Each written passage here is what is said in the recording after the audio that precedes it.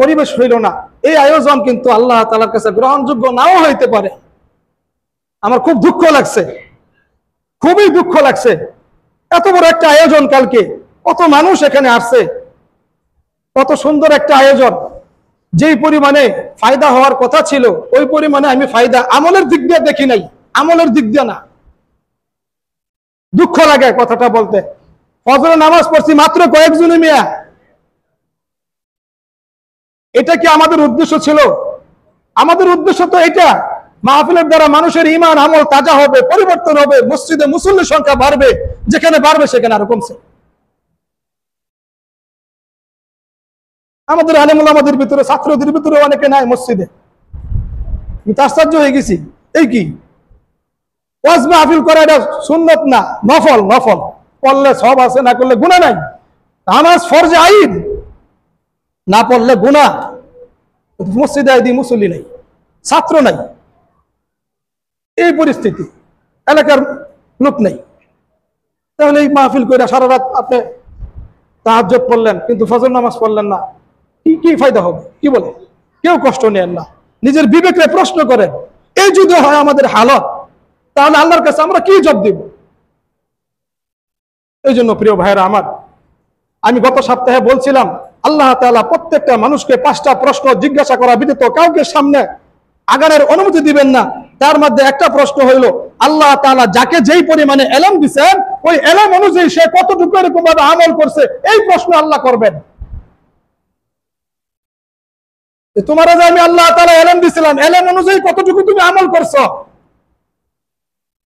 আপনারা বলেন তো, কোন মানুষটা জানে না যে এক ওয়াক্ত নামাজ কাজা আদায় করলে 2,88,00,000 বছর জাহান্নামে থাকতে হবে? এই কথা কোন মানুষ না জানে? এই ইলম কার না আছে? কিন্তু ইলম অনুযায়ী কি আমাদের আমল আছে ভাই? এজন্য আল্লাহর রাসূল বলেন, আখলিস দীনাকা ইয়াকফিকাল আমালুল কলিল। হে আমার উম্মত, তুমি তোমার ঈমানকে খাঁটি করো, অল্প আমল করবা, আল্লাহ তাআলা এটা নাজাতের জরিয়া বানাই দিবে। কেউ কষ্ট নেন না ভাই। আসুন আমরা সতর্ক হই, মহান আল্লাহ তাআলাকে সাজদা করি। সাজদা যখন দেয় আল্লাহ তাআলা বান্দার উপর খুশি হয়ে যায়। আল্লাহর রাসূল আরেক হাদিসের মধ্যে ইরশাদ করেন, ইন্না সাজদা ইয়াসজুদু ফি কদামালির রহমান। বান্দা যখন সাজদা দেয় আল্লাহ তাআলা কুদরতি পা বান্দার কপালে নিচে দিয়া দেয়। সাজদা দেয়া যখন বলে, আয় রব, আয় মালিক, আয় আমার সৃষ্টিকর্তা, আমার প্রভু, আয় আল্লাহ, তুমি আমারে মাফ করে দাও, আমার অমুক চাহিদাকে তুমি পূর্ণ করে দাও।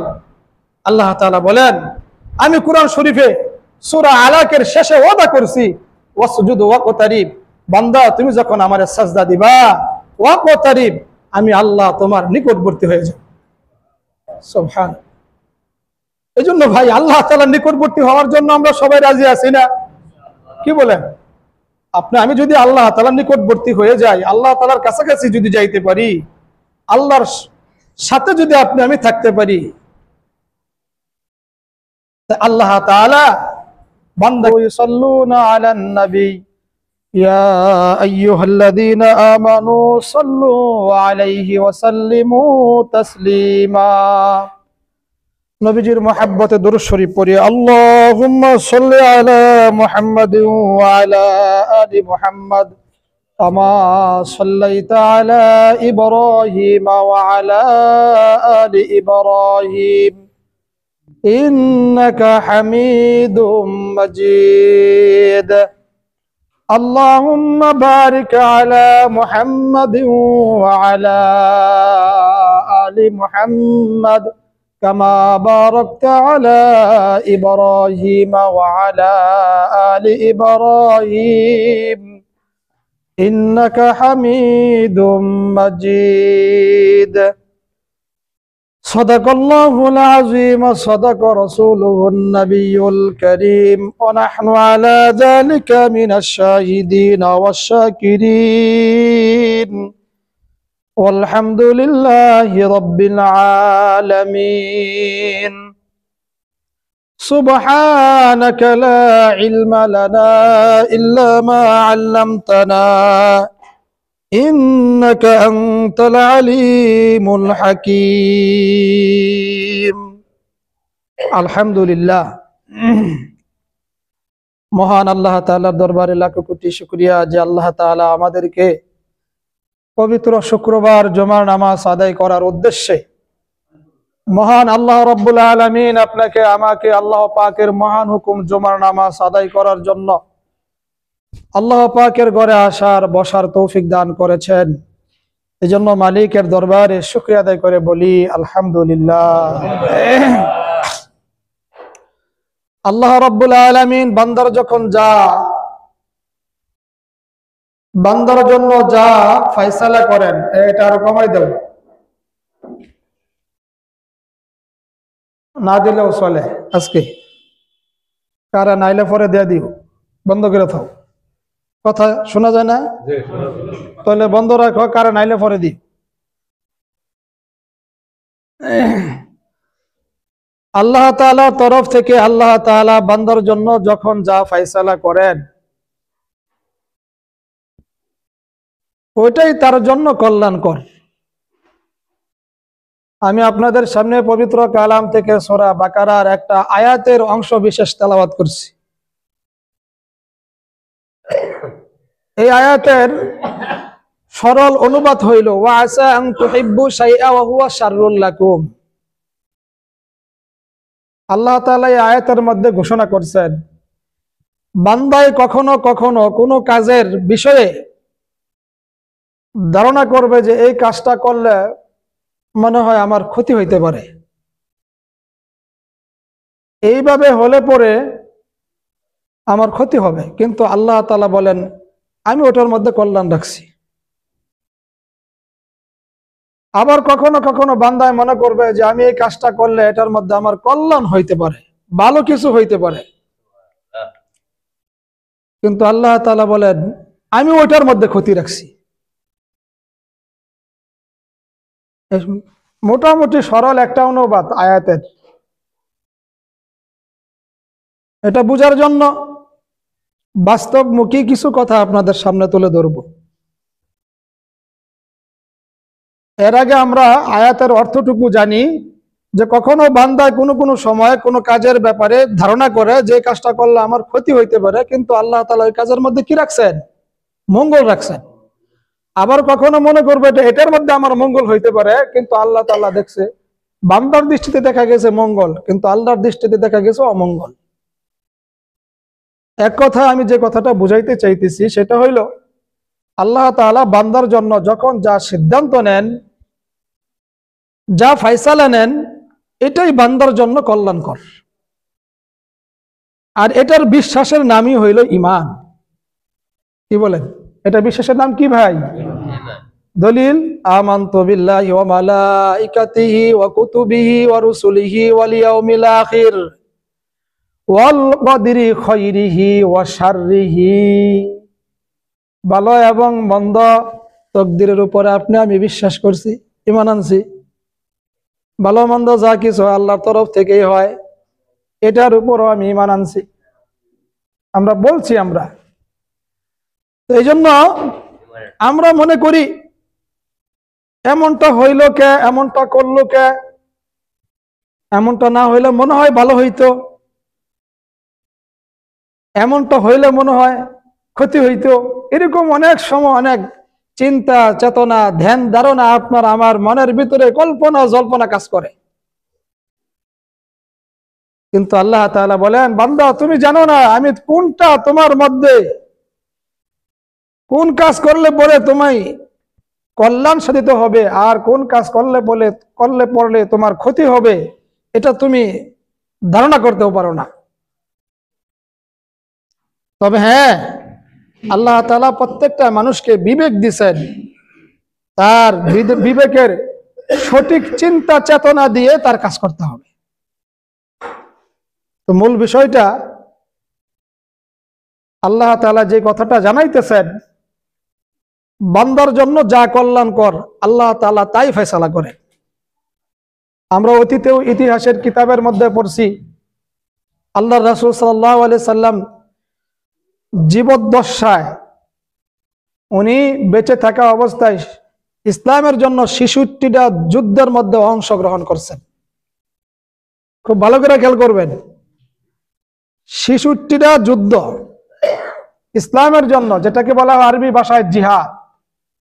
এখন আপনারা যদি আমার পূর্বের কথা বুঝে থাকেন, প্রত্যেকটা যুদ্ধেই কি আল্লাহর রাসূল জয়লাভ করছেন, না কোনো কোনো যুদ্ধে পরাজয় হয়েছে? এই তো বুঝছেন, আল্লাহ কি জানতেন না যে এই পরাজয়, এই যুদ্ধে গেলে আমার হাবিব, আমার বন্ধু, আমার দোস্ত পরাজয় লাভ করবে, জয় লাভ করবে না? আল্লাহ কি এটা আগে থেকে জানতেন না? কিন্তু তারপরেও কেন ঘটাইছেন? তারপরে এই জন্যই ঘটাইছেন, এখান থেকে একটা শিক্ষা অর্জন করাইছেন। এক, দ্বিতীয়ত এটাই তার জন্য কল্যাণকর ছিল, পরবর্তী উম্মত যারা আসবে, আল্লাহর বান্দা যারা আসবে, তারা যেন এই ইতিহাস থেকে শিক্ষা অর্জন করতে পারে এবং তাদের ভবিষ্যৎ জীবনে সতর্ক হয়ে আল্লাহ এবং আল্লাহর রাসূলের দেখানো পথ অনুযায়ী যেন চলতে পারে। বুঝেন আপনারা আমার কথা? এই জন্য আপনার আমার চিন্তা চেতনা অনেক সময় ভালো হয়, কিন্তু আল্লাহ তাআলা বলেন না, তোমার চিন্তা চেতনা যদিও বাহ্যিক দৃষ্টিতে দেখা গেছে ভালো, কিন্তু এটার মধ্যে ক্ষতি রাখছি। বোঝার জন্য বলি, অনেকদিন আগে এটা পেপারের মধ্যে আসছে, অনেকদিন আগে ঢাকা থেকে একটা নাইট কোর্স, দ্রুতগামী একটা নাইট কোর্স রাজশাহী অথবা রাজবাড়িতে যাবেন। তো ওই গাড়ির প্যাসেঞ্জার একজন খুব ক্ষমতাশালী, দাপটশালী একটা ভাইগনা, ধরেন একজন এমপি অথবা মন্ত্রী হবে, তার পাওয়ার কেমন? তার ভাইগনা ওই নাইট কোর্সের প্যাসেঞ্জার উঠছেন, ওঠার পরে দেখে টিকিটের মধ্যে লেখা আছে কে কোন সিটে বসবে, এটা টিকিটের গায়ে লেখা থাকে। অনেক সময় যিনি টিকিট কাউন্টারে দায়িত্ব থাকে টিক চিহ্ন দেয়া দেয়, আপনার গেট দিয়ে ঢোকার সময় ইঞ্জিনের বাম পাশে না ডান পাশে BA না BC 1 2 3 কোন সিটে বসবেন ওটা লেখা থাকে ওখানে। ওই যে আমরা উমরাতে যখন গেছি, বিমানে যাওয়ার পরে জায়গা খালি মন চাইছে আর সিটে বসে পড়ছে এমনটা না, টিকিটের মধ্যে আমাদের সিট নাম্বার একবারে কত নম্বর জোনের মধ্যে যে বসতে হবে ওইটাও দেওয়া আছে। আপনার সিটে আরেকজনে বসবে না। এরপর বসার পরে যদি কেউ স্বেচ্ছায় পরিবর্তন করে, যা আমি এখানে আসলে ভালো হয়, এই ভাই ওখানে গেলে ভালো হয়, ওটা যদি তারা নিজেরা করতে পারে সেটা ভিন্ন কথা। কিন্তু ওখানে বিমানবালা যারা আছে তারা আপনার নির্দিষ্ট সিটে তারা বসাবে। তো আমি যে কথাটা বুঝাইতে চাইতেছি, তো ওই লোক উনি খুব ক্ষমতাশালী, তার একটা পাওয়ার, কেউ কষ্ট নেয় না। সব মানুষ কিন্তু আবার একরকম না। দুনিয়ার মধ্যে সাধারণত কারো অনেক টাকা পয়সা হয়ে গেলে তখন আলাদা তার একটা গরম আসে, ক্ষমতা হয়ে গেলে একটা তার ভাব আসে। তো উনি এরকম ভাবে তার মামা মন্ত্রী এমপি একটা পাওয়ার, তো ঢুকার পরে দেখে ওনার সিট পড়ছে একবারে পিছনে। কন্ট্রাক্টরে বলছে, ভাই আমি পিছনে বৈশা যাব না, আমার সিটটা সামনে দেওয়ার ব্যবস্থা করে দেন। কেন? পিছনে জাকি লাগে বেশি, এই জাকিতে এত দূরের রাস্তা, লং জার্নিং, আমার কষ্ট হবে, আমি যাইতে পারবো না, আপনি আমার কি করেন সামনের সিটে বসায় দেন। তো সামনের সিটে তো দেখা গেছে যে আগে টিকেটে যারা কাটছে তারা সিরিয়াল পেয়ে গেছে। তো উনি এক পর্যায়ে কন্ট্রাক্টরকে বোঝানোর পরে কন্ট্রাক্টর বলতেছে, আমি এখানে কাউকে উঠাইতে পারবো না, পিছনে নিতে পারবো না, আপনার নির্দিষ্ট স্থানে আপনি বসেন। যখন তার সাথে পারলেন না, এক পর্যায়ে ওই লোক তার ওই এমপি বা মন্ত্রী মামাকে ফোন দিলেন। ফোন দেওয়া বলতেছে, এমন এমন এই রুটে এত নম্বর গাড়ি, অমুক গাড়ি, আমি তো উঠছি, আমাকে সামনের সিটে বসার জন্য জায়গা দিতেছে না, আমার সিট পড়ছে পিছনে, আমি পিছনে যাইতে পারবো না, অনেক ঝাঁকি, শব্দ বেশি, আমার কষ্ট হয়। বুঝেন, বান্দার দৃষ্টিতে পিছনে আসলেই একটু ঝাঁকি, একটু কষ্ট হবে। বান্দার দৃষ্টিতে চিন্তা চেতনা কি আছে? সঠিক আছে। এক পর্যায়ে ওনার মামা ওনাকে বললেন, কন্ট্রাক্টর মোবাইলটা দেওয়া, আমি কথা বলি।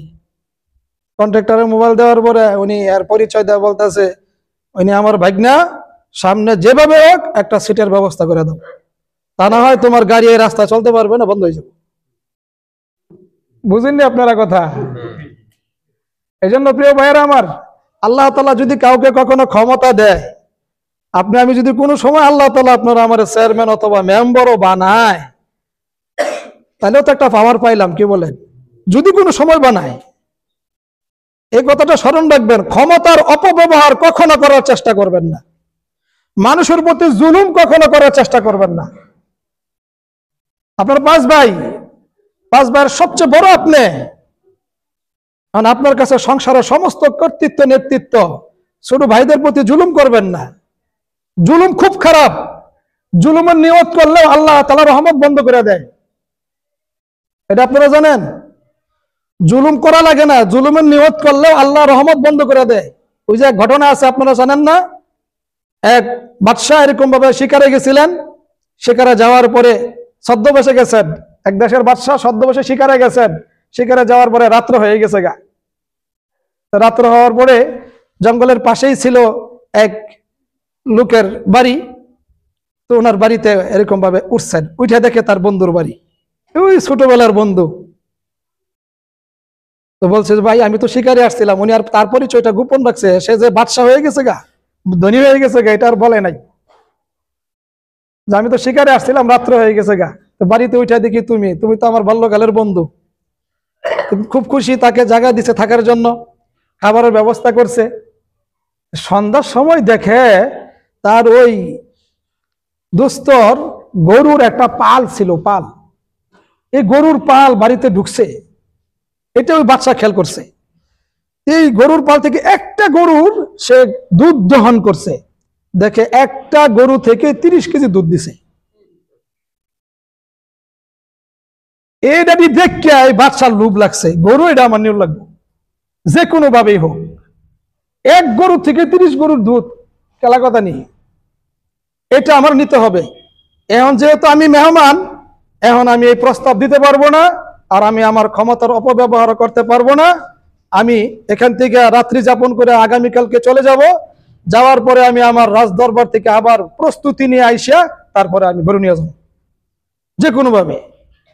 তো উনি চিন্তা চেতনা করে রাত্রে কাটাইছেন, কিন্তু চিন্তা ওইটাই, এই গরু আমার লাগবে, কারণ আমি দেশের বাদশা, আমি বলতে পারবো আমার এমন এমন গরু আছে। উনি এরকম ভাবে 2 দিন পর কোন এক কারণবশত আবার ওখানে আসছেন। আইসা নিয়ত করছেন যে আজকে এই সুযোগে গরুটা নিয়ে যাব। কিন্তু দেখে ওই দিনও তাকে বসাইয়া তার সামনে দুধ দহন করছে, দুধ দিছে 1 কেজি। গরু থেকে দুধ পাইছে কয় কেজি? 1 কেজি। আগে দিছে কয় কেজি? এখন মনে মনে কয়, আমি তো এই গরুটা নেবার লিগে আইছিলাম, যে কোনো কলে কৌশলে ক্ষমতার অপব্যবহার করে হোক, যেমনি হোক গরুটা নিমু। এখন দেখা যায় গরু দুধ দিল মাত্র 1 কেজি, ব্যাপার কি, ঘটনা কি? এখন জিজ্ঞা, দুস্থ কি তোমার এই গরু না সেই গরু যেটা 30 কেজি দুধ দিত? হ্যাঁ, এই গরুই তো। এখন 1 কেজি দিল, কারণ কি? এখন 1 কেজি দিল কারণ কি, তো এটা সঠিক বলতে পারতেছি না। তবে রাষ্ট্রের বাদশা যখন জনগণের প্রতি কোনো জুলুমের চিন্তা চেতনা নিয়ে সামনে আগায়, তখন আল্লাহ তাআলার তরফ থেকে এরকম আল্লাহ গজব দেয়া দেয়। মনে হয় রাষ্ট্রের বাদশা কোনো ভুল সিদ্ধান্ত নিতেছেন, জনগণের উপরে কোনো জুলুম করবে মনে হয়, যার কারণে আল্লাহ তাআলা এই রহমত বন্ধ করে দিছে। কথা বুঝছেন না আপনারা? তো উনি চলে গেছেন আবার, আলহামদুলিল্লাহ। এটা এখন দিতে পারো।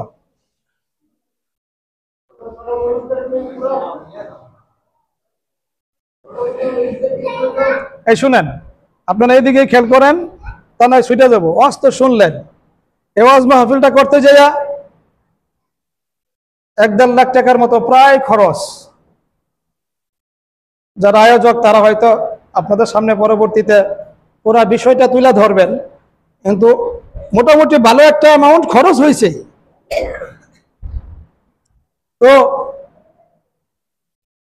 এই যে ওয়াজ শুনতেছেন, আমার আলাদা এক্সট্রা কোনো টাকা দিয়ে লাগতো না। আবার এই ওয়াজগুলাই বাইরে যাইয়া যখন সবার মধ্যে মঞ্চে উঠে আলোচনা করবো, 5,000, 10,000, 15,000 দেখবেন হাদিয়া দিয়ে দিছে। আপনারা দিয়েছেন না গতকালকে বক্তা করে? ফিরি পাইতেছেন তো। এই জন্য আমি মনে করি যে সমস্ত মহল্লায় দিনই এলেম চর্চা কম, ওই সমস্ত মহল্লায় যোগ্য ইমাম রাখা দরকার। 1 বছর পরে 1.5 লাখ 80,000 70,000 টাকা বক্তার না 1 ঘন্টা আপনি কি শুনবেন? ভালো যোগ্য একজন ইমাম রাখো, প্রতি শুক্রবারে বিভিন্ন বিষয়ের উপরে আলোচনা শুনবে, মুসল্লিদের ফায়দা হবে। ইমাম রায় 3,000 টাকা দা, এবারে যত হস্তা ইমাম এটি রায়, এইবারে কি কইব? আর যারাও একটু মোটামুটি বলতে পারে, যখন হক কথা কয় তখন জনগণ তার পিছে, কিছু কিছু লোক আছে এর পিছে লাগিয়ে যায়, এই ইমাম পাল্টা, এই ইমামে এমন এমন কথা কয় কলজার মধ্যে বিন্দে। তো কইব না সুদ খাওয়া হারাম, ঘুষ খাওয়া হারাম, বেপরদা চলা হারাম, এটা কইব না? এটা কোরআন হাদিসের কথা, এটা কইব না? তোমার কাছে যদি খারাপ লাগে তুমি ছেড়ে দিয়ে ভালো হয়ে যাও, কেউ কষ্ট নেন না আমার কথা, বেটা হক কথা কইব না। তো যাই হোক ভাই, আমি যে কথাটা বুঝাইতে চাইতেছি সেটা হলো, ওই বাদশা যখন আবার দেখলেন এই পরিস্থিতি, ওই বাদশা খুব লজ্জিত হইলেন। লজ্জিত হইয়া যাইয়া তওবা করলেন, আল্লাহ আমি জুলুম করছি না, শুধুমাত্র জুলুমের নিয়তটা করছিলাম, তাই তোমার তরফ থেকে এরকম আযাব আইসা পড়ছে। আসলে আল্লাহ আমার ভুলে গেছে, আল্লাহ তুমি আমার মাফ করে দেন। 15-20 দিন পর আবার শিকারে আইসা আবার ওই বন্ধুর বাড়িতে উঠছে। উঠার পরে আবার ওই গরুর বলছে যে একটু তোমার এই গরুটার সামনে আইনা একটু দুধ পানাও তো দেখি। দুধ পানাইছে, দেয় 30 কেজি দিছে। দোস্তের ঘটনা কি? মনে হয় বাদশা তওবা করছে, যার কারণে আল্লাহর রহমতের দরজা আবার খুলে দিছে। এই জন্য ভাই, জুলুম এত একটা নিকৃষ্ট কাজ, যেটা করা লাগে না, নিয়ত করলেই আল্লাহ রহমত বন্ধ করে দেয়। ওই এমপির মন্ত্রীর ভাগ্না যখন তার পরিচয় দিলেন, পরিচয় দেওয়ার পরে উনি এরকম ভাবে বললেন, কন্ট্রাক্টর বেচারা এখন নিরুপায় হইয়া, হ্যাঁ বাস চলতে পারবো না, বাস বন্ধ করে দিব, এত সমস্যা, কি করা যায়? ড্রাইভার সাহেব বলে, উস্তাদ কি এমন এমন ব্যাপার, এই লোকের সামনে সিট দেওয়াই লাগবে। এখন কারে তুলবো? যারে তুলতে যায় সেই বলে আমার সিট অনুযায়ী আমি বসছি, আমাকে আপনি কেন তুলবেন? এক পর্যায়ে এক বুড়া মুরব্বী পাইছে, হ্যাঁ যায় ধরছে, হ্যাঁ কইয়া বুঝাইয়া কয়, ভাই আপনি সামনের সিট থেকে পিছনে একটু যায় বহেন, ওই সিটটাতে একটু বসেন। এই বেটারা বুঝাই শুনে কইয়া, মুরব্বী মানুষ আর কি করব, যাইতে হইব, জায়গা মতো টিকিট কাটতে বসে, কবা এটার সিট তো আমারই। হ্যাঁ সিট আপনারই, তারপরেও চাচা আপনি ওই জায়গায় যায় বহেন, পিছনের সিটে যায় বহেন। ওই লোকের সিট হেরে দিয়া এই মুরব্বীর পিছনে দিয়া দিছেন। উনি চিন্তা করছেন যে আমার জন্য এটা কল্যাণ, মঙ্গল। ওয়াসা আন তুহিব্বু শাইআন ওয়া হুয়া শাররুল লাকুম, ওয়াসা আন তুহিব্বু শাইআন ওয়া হুয়া খায়রুল লাকুম। উনি খায়ের মনে করছেন, ভালো মনে করছেন, সামনে সিট পাইছি, আরামসে চলে যাব, একটা ঘুম দিব, সকালবেলা যায় গন্তব্যস্থানে পৌঁছবো। তো যখন এরকম ভাবে গাড়ি টান দিছে, ঢাকা থেকে বের হইছে, একেবারে কিছু দূর যাওয়ার পরে এক গাছের লগে যায় বাজাই দিয়া, সামনে যে কয়জন আসছিল, ওই যে ছেলের পিছনে সিট আছিল, সামনে আইছে, ক্ষমতার দাপট দেখাইয়া হ্যাঁ সহ ডেড বডি হয়ে গেছে, মারা গেছেন। আর যে মুরব্বী লোকটার পিছু দিছে, হ্যাঁ সুস্থ আছে, ভালো আছে। এই জন্য প্রিয় ভাইয়েরা আমার, আমি চিন্তা করবো যে এটার মধ্যে মনে হয় কল্যাণ, কিন্তু আল্লাহ বলে না আমি এটার মধ্যে রাখছি অকল্যাণ। আমি চিন্তা করবো এটা বলতে মনে হয় অকল্যাণ, কিন্তু আল্লাহ বলে না আমি রাখছি এটার মধ্যে কল্যাণ। সুবহানাল্লাহ। এই জন্য আল্লাহ তাআলা বান্দার জন্য যখন যা ফয়সালা করেন, এটা বান্দার কল্যাণের জন্যই করে থাকেন। সুবহানাল্লাহ। কারণ কি, আল্লাহ তাআলা আপনার আমারে অনেক মায়া মুহাব্বত করে বানাইছে, অনেক আদর করে যত্ন করে বানাইছে।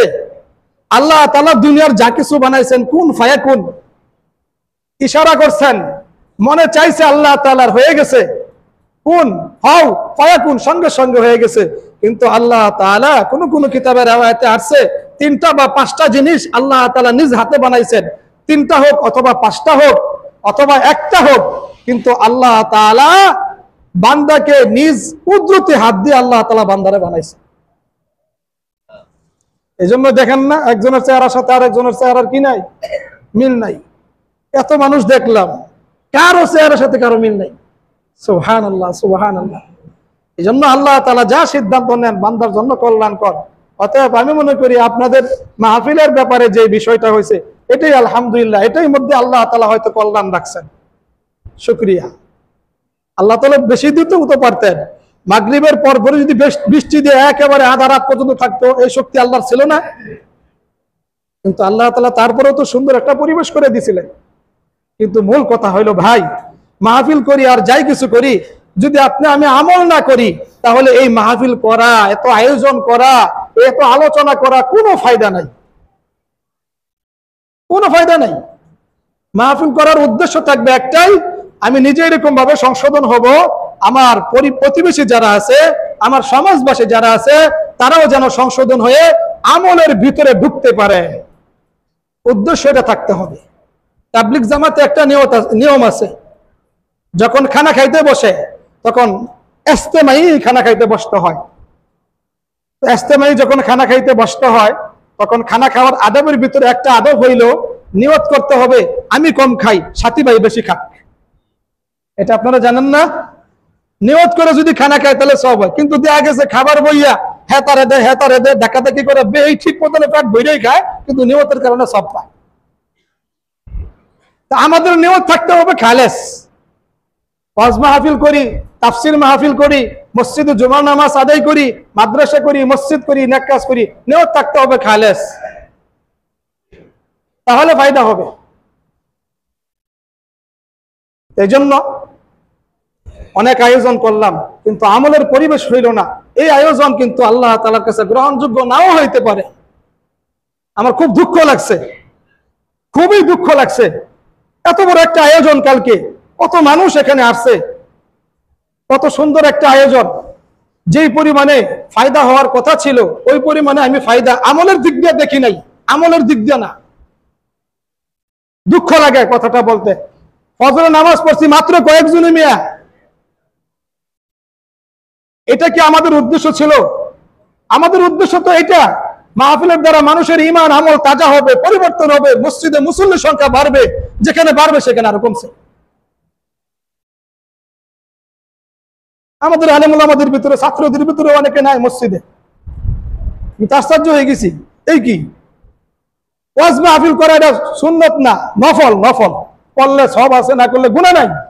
নামাজ ফরজে আইন, না পড়লে গুনাহ।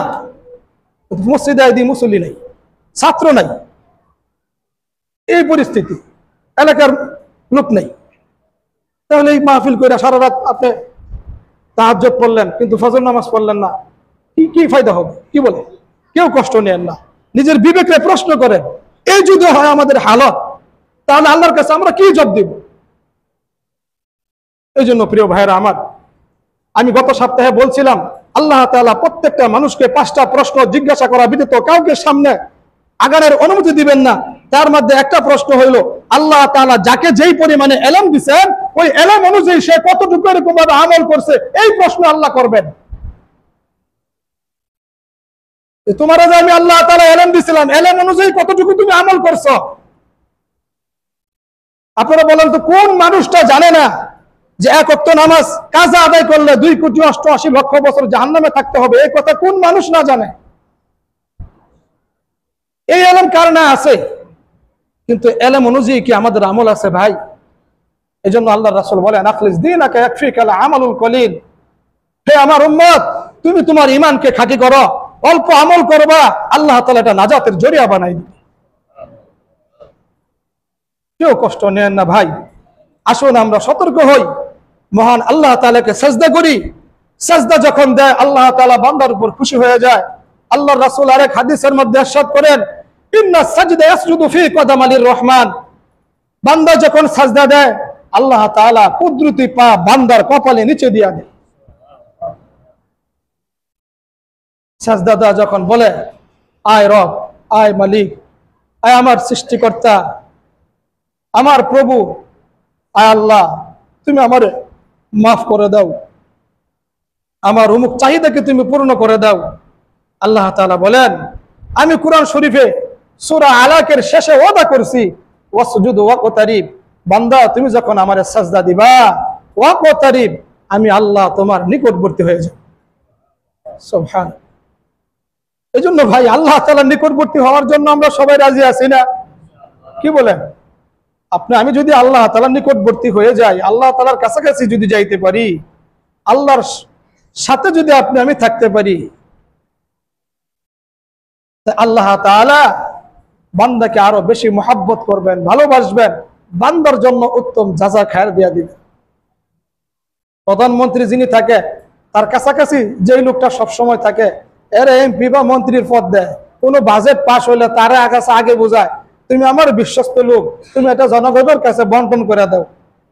আপনি যদি আল্লাহ তাআলার প্রিয় বান্দা হইতে পারি, আল্লাহ তাআলা আপনাকে আমাকে এমন পাওয়ার দিবেন, আপনি যখন আল্লাহ তাআলার কাছে যা চাইবো, আল্লাহ তাআলা সঙ্গে সঙ্গে ওই দোয়াটাই কবুল করবেন। এজন্য আল্লাহ তাআলা আরেক আয়াতের মধ্যে বলেন, ফাদখুলি ফি ইবাদি, ও বান্দা তুমি আমার ইবাদতের মধ্যে প্রবেশ করো, ঢুকো। ফাদখুলি ফি ইবাদি, আমার ইবাদতের মধ্যে তুমি প্রবেশ করো, ঢুকো। ওয়াদখুলি জান্নাতি, তুমি আমার ইবাদতের মধ্যে প্রবেশ করবা, ঢুকবা, আমি আল্লাহ ওয়াদা দিলাম, ওয়াদখুলি, আমি তোমাকে দাখিল করাবো জান্নাতি, আমি আল্লাহ তাআলা তোমার জান্নাতের মধ্যে দাখিল করাই দিব। এজন্য যা কিছু করি না কেন ভাই, যদি নিজের আমলের পরিবর্তন ঘটাইতে না পারি, আমি যদি ব্যক্তিগত জীবনে এটা অন্তরে যেমন বিশ্বাস করব, জবানে যেমন স্বীকার করব, কাজে বাস্তবায়ন করে দেখাই দিব, আল্লাহ আমি তোমার গোলাম, তুমি আমার রব। এজন্য প্রিয় ভাইরা আমার, ইবাদতের ক্ষেত্রে আমরা সবাই আল্লাহ তাআলার গোলাম।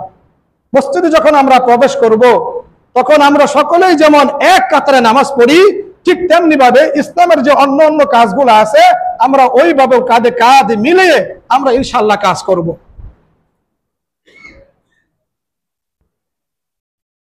যাই হোক, সময় শেষ।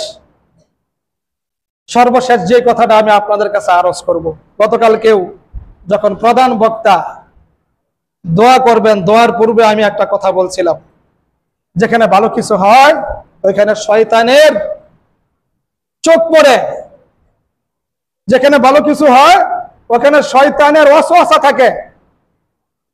শয়তান চেষ্টা করে ভালো কিছুটা কিভাবে নষ্ট করা যায়।